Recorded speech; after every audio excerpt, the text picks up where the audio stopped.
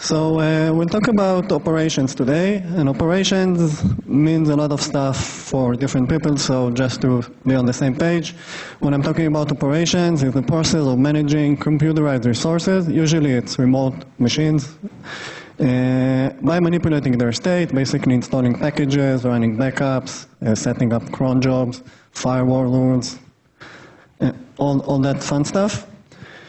And so I'll talk about the status quo. Have you guys heard about Chef, Puppet, Ansible? Yeah, so those are the commonly used tools to manage, manage machines. Usually these tools are complex. Leaving Ansible aside, it's more simple, but if you look on Puppet and Chef, they usually require setting up servers and installing agents. They're kind of a complex beast to handle. They're also, in my mind, slow to react. So basically, you're writing your code in a DSL, whether it's Puppet, it has its own DSL. Chef uses Ruby, Ansible uses YAML files, and etc. And versus what I will show, they are pretty slow to change. The code in these tools is hard to compose. Again, in my mind, if you compare those to Haskell or Clojure code, the reason is that they had to invent a lot of their own stuff. They don't have good modules or functions, except for Chef that uses Ruby, but for the most part, they're inventing a lot of facilities that are built in other languages. And the thing that I find lacking a lot of times is that data is second class. So I'm a Clojure developer, and in Clojure we use data all over the place, and in those framework it's not easy to basically process data. So REPL is a live environment for managing servers. It's composed from 3 components. Recore, which is for setting up virtual machines. Remote for remote administration, similar to Fabric and Capistrano, if people know those tools. And Regent, which is an optional agent that remote can connect to. So I'll start with remote. Remote is for remote automation. It uses, the default mode is using SSH to connect to the machines, using SSH keys and automating machines that way. In addition, we can collect data from remote machines for all sorts of reasons. I'll show some examples later. We can publish the data. So it's not just running operations on the machines, we can also collect data and use it. Another key aspect is schedule execution. So we have tasks that we want to do, and we can schedule them using remote. The main core abstraction in remote is quite simple. It's a single type called hosts, which accepts an authentication map, basically a username and an SSH key. In this case, it's using the default SSH key, and basically a vector of hosts. Now we can create this type from a database, from wherever we want, and I do so. I'll show an example later. Then we can extend this type using protocols. I guess we saw a number of examples today of how we do that in other languages. In Clojure, we use protocols. So basically, I can define an arbitrary number of protocols and extend the basic type. In this case, a simple shell command with ls. And I can have multiple functions under this protocol. Then I extend the host, and I can extend the host again in any namespace that I choose. And then once I implemented the operation, I'm using a pipeline. Again, I'm not the first one who mentioned pipelines, and I'll elaborate on this a bit later. So a pipeline is basically a series of operations. Data flows from one function to the next, using basically a data structure. Intermediate functions operate on the data. They can filter it and transform it, and etc. And the final function can output the data, publish it. It can block on it or run it asynchronously. And we can compose pipelines. Pipelines are just functions. All the stuff here is not magic. It's basically functions that we can compose and with a little dash of macros. So what basically a pipeline consists of? So basically we have the run macro, which expands this You can see my cursor, yeah? So it basically expands this expression to a nested expression of pipes. And each pipe basically takes the result of the operation, destructs it into this. This is the host instance, and the result of the run, and passes it to the next run. And between each pipe invocation, we have basically the successful host and the host that failed. And that way we can operate. For example, in this case, I'm running ls, I'm picking the successful host, and then I'm printing them, the result. Another thing that we can do in remote, we can publish the results. So in this case, what I'm doing is I'm running free on the machines. I'm collecting the data into my own memory. There is a data structure, a time series data structure that keeps like the 10 last collections and averages them out.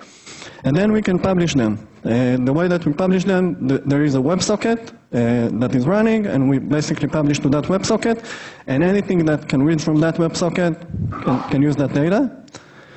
For example, I wrote a dashboard in Clojure script that opens a WebSocket, gets the information, and basically displays it. Another nice library that I'm using, basically all these pipelines use bash under the covers, and I don't like bash. I don't think that a lot of people who like higher programming languages enjoy bash, but it's a necessary evil. We need to use bash in our software.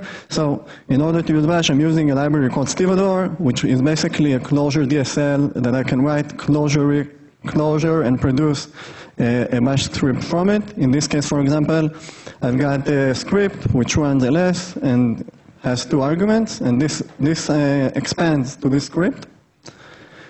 A more complex script is this one, in which I take the result of the command tree, set it into a variable. Here I've got a Clojure if statement that checks that the run was successful or exit, and then I'm using a bash pipe, which I pipe the result into awk, and this data is streamed back to my process for processing. So here's a show demo.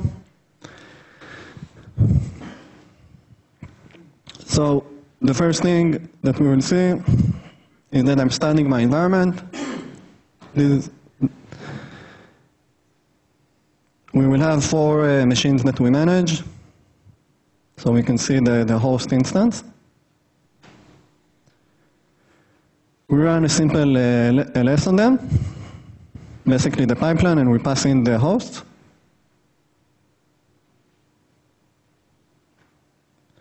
And we get back basically the printing of they were all successful and the results. Now we'll run an update on them.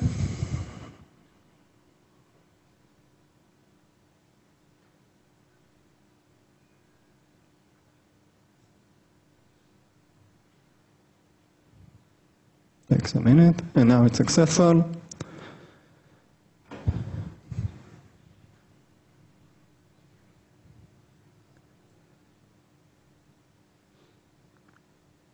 Now, the thing that one nice thing that I can do is basically I can explore one of the hosts. Let's say that I've got a problem. One of the hosts wasn't successful. I don't want to see what happened.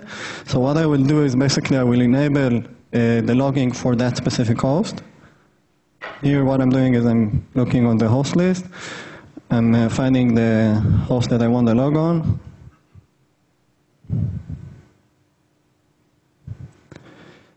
And now I would redirect the log into the REPL. So there is a standard log file running behind the scenes, but sometimes it's easier to view things in the REPL that I'm working in.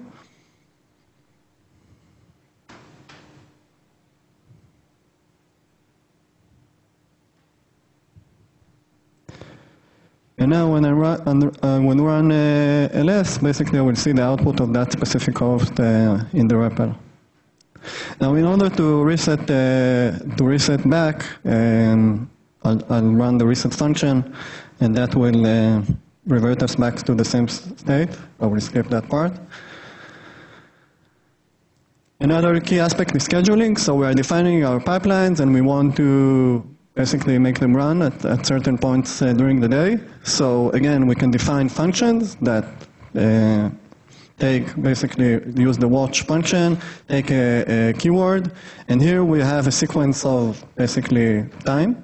And we can say, okay, every day on 10 in the morning, run this function, in this case, update, or every 5 seconds, run the CPU publish pipeline, and basically that will publish to the dashboard. And a more rare job is, for example, running a ZFS scrub. So on every Saturday at 4 at night, I'm running a ZFS scrub, and I'm sending an email with the result. So yeah, we kind of saw time sequences. Basically, we can define, we're basically using time sequences to schedule the events. REPL is another component that basically deals with managing VMs. We can start VMs on AWS, DigitalOcean, and KVM, which is the default virtualization technology in Linux. It's persisted, so the data is persisted into Redis and Elasticsearch. And it uses Redis as a queue. And basically, we have jobs running. So when we set up a machine on AWS, there is an async job starting, and it's managed via Redis. It follows the same pattern that we saw before of basically a pipelines and protocol. So this is the main type that we have. It's called system. We define our pipelines similarly to what we did in remote.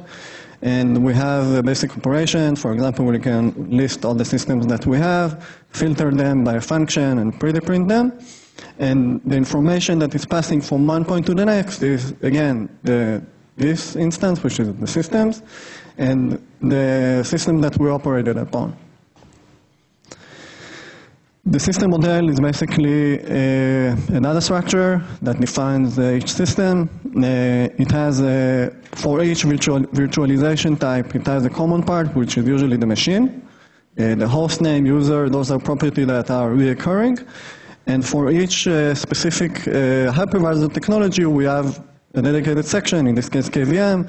It could be AWS, DigitalOcean, etc. And in addition, each system has a type, which is basically what the machine is doing, whether it's a MySQL server, and yeah. So let's see a short demo. So again, similarly, we'll start the REPL.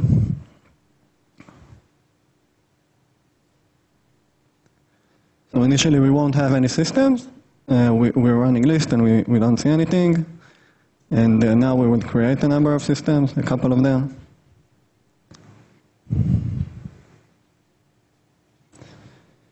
So I'm creating 2 systems, and I'm skipping provisioning. Provisioning is actually the process that runs initialization script on them just to save time. And this sets up 2 machines in KVM. It should be relatively quick. Now we have 2 instances running. We can list them, and we see that they are running, and they have IP addresses. Now we can view all the running system. A running system is a system that have an IP, so I'm using simple functional filtering. An IP is a function that will return true if the instance has an IP. We will halt a single instance by using its ID. So again, we will use halt and give it a function called with IDs, and we'll give it the ID. Now the pattern, I'm kind of following the Vagrant interface in a sense for the functions, but each function basically can get a filter function that it works with. And now the system is down, and if I look on which systems are up, so only one of them is up. And I think that now I will start it back. So the way that I've started, I'll say, okay, start all the systems that don't have an IP. And it's pretty nice. I can basically filter instances using simple functions.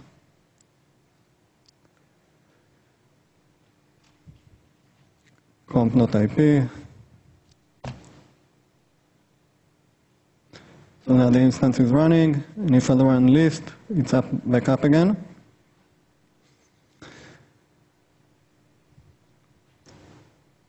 Now I'll convert the systems into host.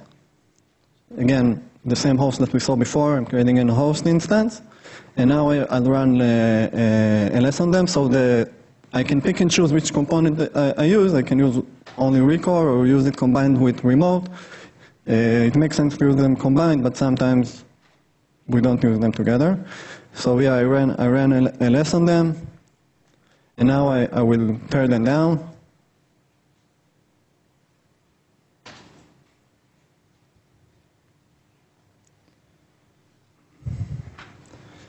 Okay, so the last component that I'll talk about is called regent. The main motivation behind regent was when I'm using SSH is kind of slow. Each time I need to open a connection, and if I'm running multiple pipeline steps, it has to open another connection. It's not persistent by nature. And I wanted to have basically a faster connection that is persistent and secure. I had to do quite research. It's not that simple to find the protocol that is secure and support messaging. 0MQ is the protocol, the only protocol that I found that supports security, and it's persistent. It has a curve ZMQ. I think that behind the scenes it's using elliptic curves for security. And it enables me, the main idea is that I can write a distributed Clojure function. So instead of writing bash scripts, I can write actually Clojure programs and run them on the cluster. Another nice thing that it's rather easy to deploy, it's packaged up into a single shell script. So I can modify the agent and deploy it very quickly. And the way that it works is that each time that I'm redeploying, the agent wakes up and connects back to the server. So how does a serialized function looks like? So basically I'm using a library called serializeDefn, and I'm defining a function, in this case +1.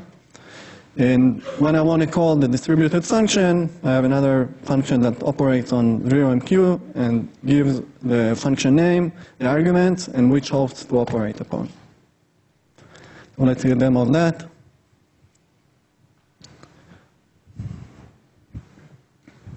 So again, I'm starting my environment. I have an in-memory data structure that keeps the registered hosts that will be empty initially. So we don't have any hosts. Now we will deploy the agent. The deployment is done via SSH, so it connects via SSH, copies the agent, and starts it. And once it's running, after a second or two, the hosts are registered. Each host has its own unique address, and we can call functions on the agents. In this case, I'll call +1.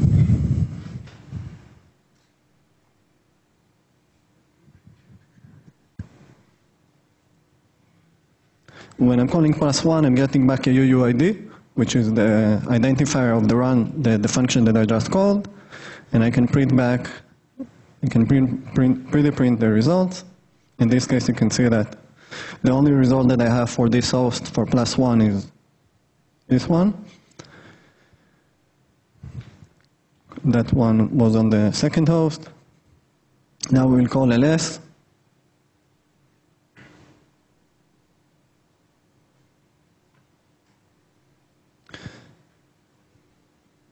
Now ls will create, of course, a bash. It will fork a bash process in order to run the ls, and now we can view the results. So yeah, this is basically the ls result.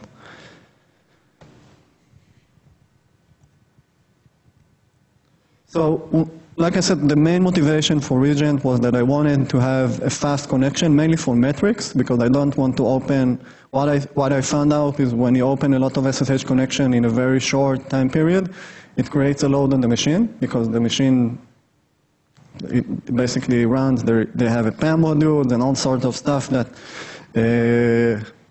doesn't cope well with connecting every, I don't know, 1 second or below that. So I wanted to have the ability to collect metrics. There is a very nice library in Java called Oshi, which basically returns a large hash map, a large JSON file that I can convert into a hash map. And I can pick and choose basically from that hash map which information I want to get back. In this case, for example, read metrics brings back this large hash map, and I'm getting operating system processors, and I'm getting back this this part of the hash map. And the nice thing is that I can define a remote function, and I can live on the REPL decide what I want to get back. So let's say that I have an issue with memory. I can say, okay, instead of bringing the whole data, the entire data, I can just bring the part that deals with memory, sum it up, and try to find the hosts that have memory issues or whatever. So I can do that dynamically. I find it quite powerful.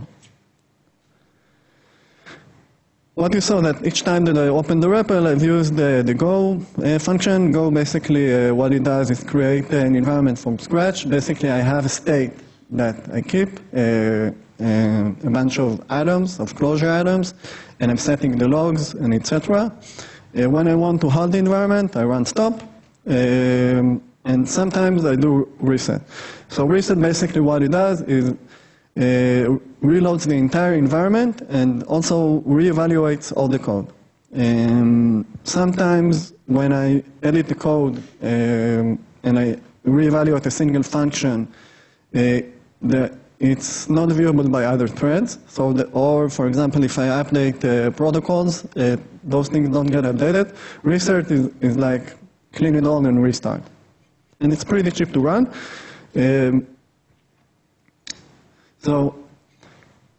So reset basically uses refresh and refresh all.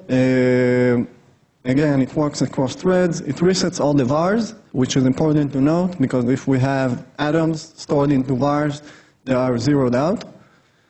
So usually, it's preferable to redefine functions, but if it doesn't work, we have to reset, and we have to architect our system in a way that it can recover, which is how I did it. A little bit about the future. So host queries, I can take all the metrics that we saw and basically have a nicer DSL for querying hosts. There are similar tools around. I think that Facebook has one, which is SQL-like syntax, OS query, if I remember the name. But I want basically something in Clojure that I can interactively inquire my systems and see what's happening. Region function in pipeline. Right now I have SSH in the pipeline. I want to be able to use the zero and Cubase functions interchangeably, so I can use either one as I choose. Streaming into Riemann. So the nice thing here, unlike Puppet and Chef and those tools, it's just the Clojure code. I can take any Clojure library, Java library, and use it. And it's a matter of, I don't know, an hour of work, and it's working for the most part, if you have a good library. FreeBSD support is another thing that I want to add. Right now I'm using mostly Ubuntu. And another interesting bit is exposing pipelines. So basically I want to have an easy way to just say, okay, expose this pipeline as an HTTP endpoint and have the ability to call that from whatever I want. So it's really nice if you have, I don't know, integration tests that need to set up a system or any other interoperability that you want to do. Yeah, and that's about it. I mean, if you have any questions.